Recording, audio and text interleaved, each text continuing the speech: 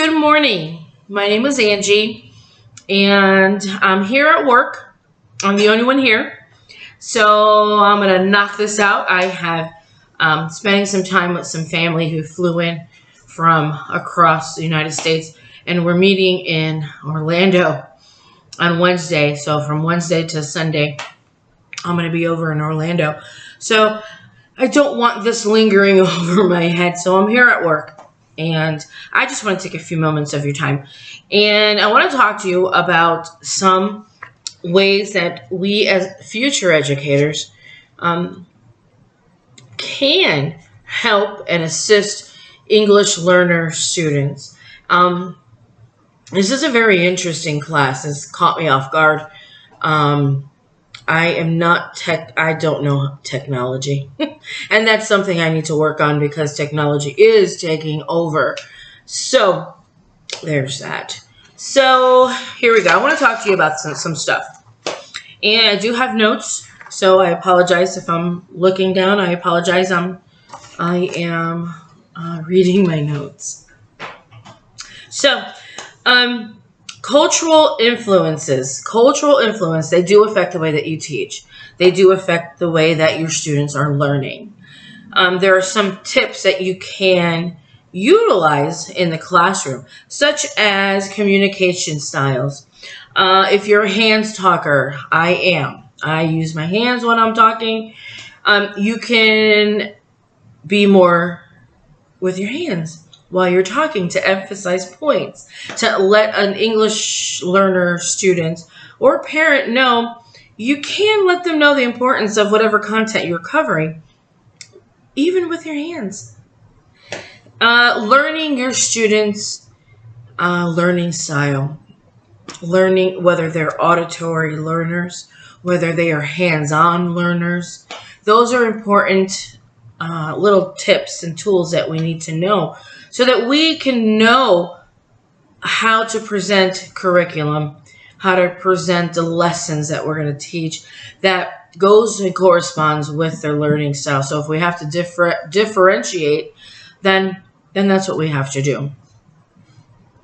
Values and beliefs, knowing the cultural values. You never, ever, ever, if there are different cultures in your classroom, research everything that you can about them and about their culture and about their lifestyle and how they live. What foods do they eat and stuff like that. You don't ever want to offend another person because of your ignorance.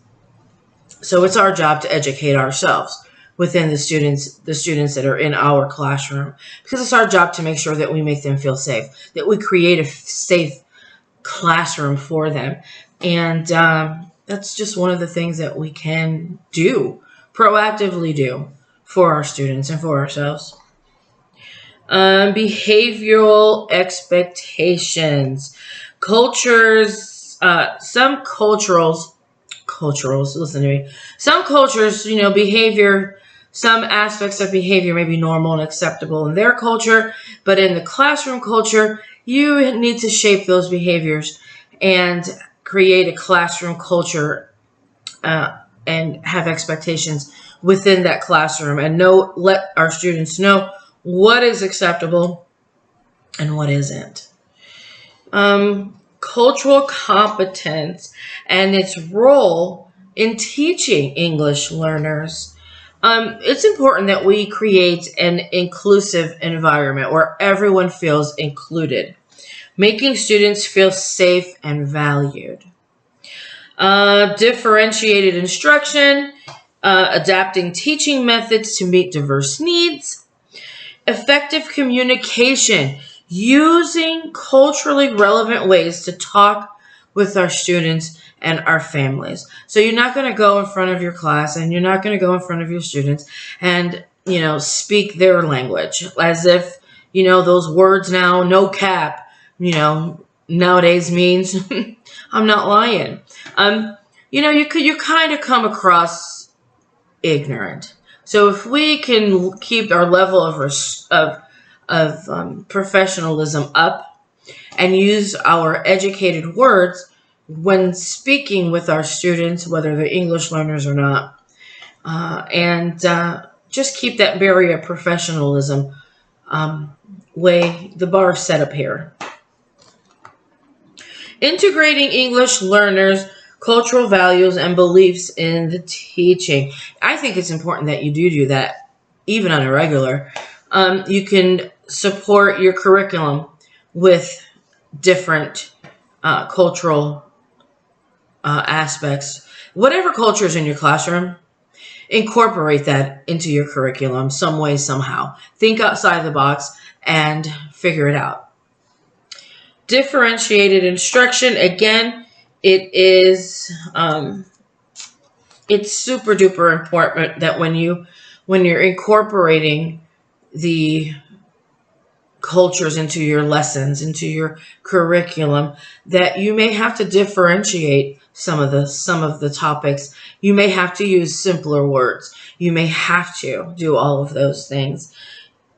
Classroom discussions, those are so important. Having, asking open-ended questions where it engages every single student in the classroom to openly discuss and talk about whatever topic that you're talking about. Make a safe environment where every student feels safe to have those conversations. Cultural celebrate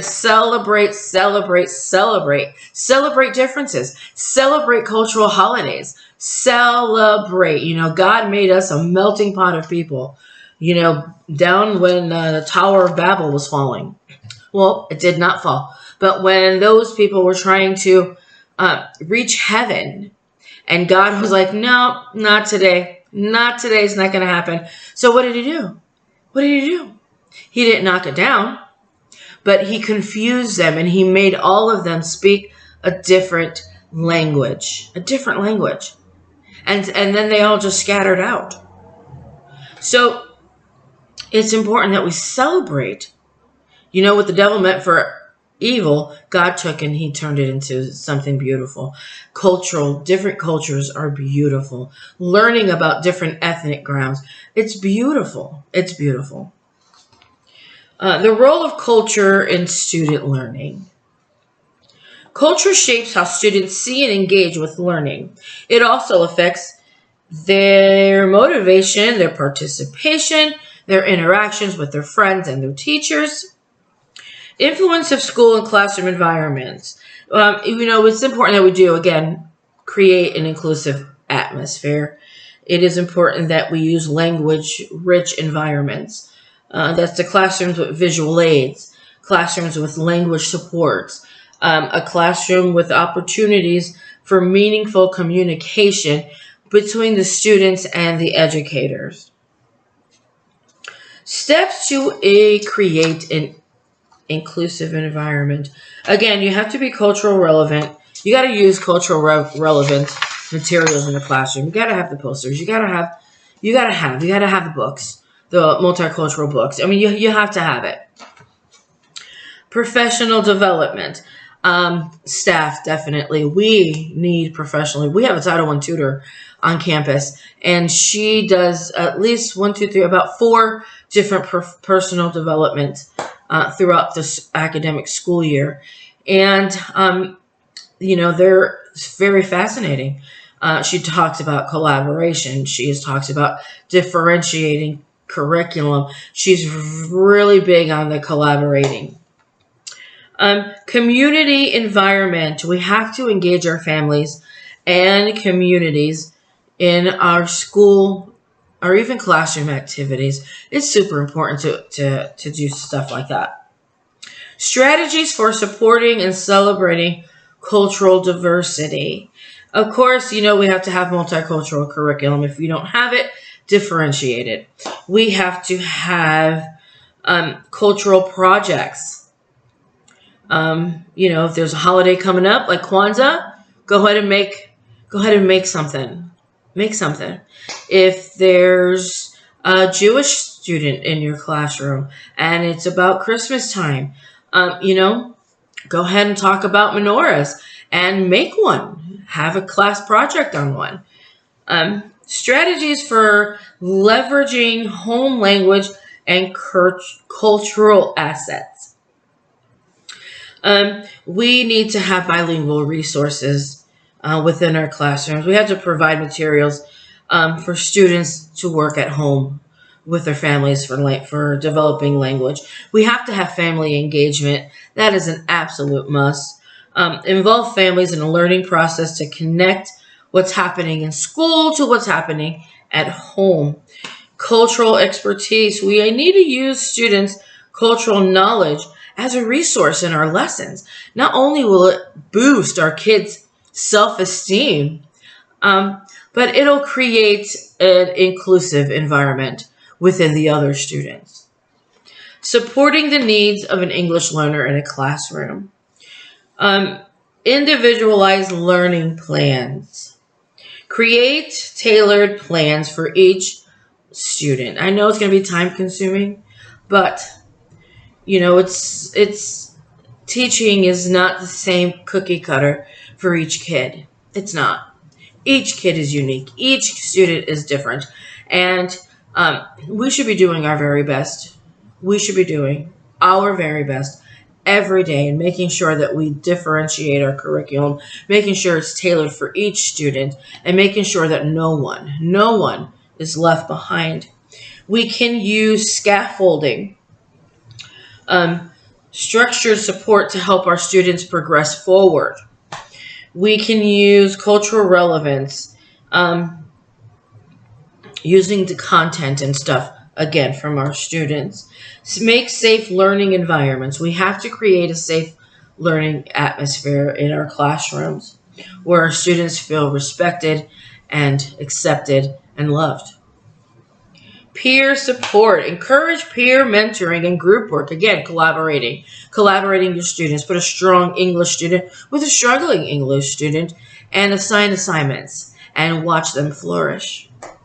Counseling services. These may actually need. Some schools have guidance counselors. I know here we do not have guidance counselors, but we do have behavioral therapists, and we do have referrals for families, for agencies that work with us. If we notice that their student is struggling and may need some extra services. The importance of understanding social, emotional, and cultural needs. Understanding these needs is crucial for setting up routines and procedures. They make all students feel respected, valued, and ready to learn, which is what we want.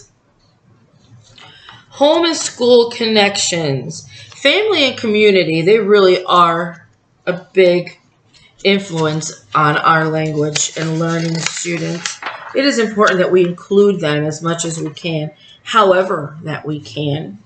Strategies to build and foster strong family, community, and school partnerships.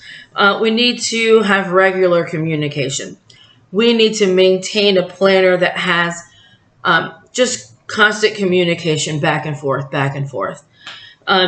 We need to have community events. We can hold community events.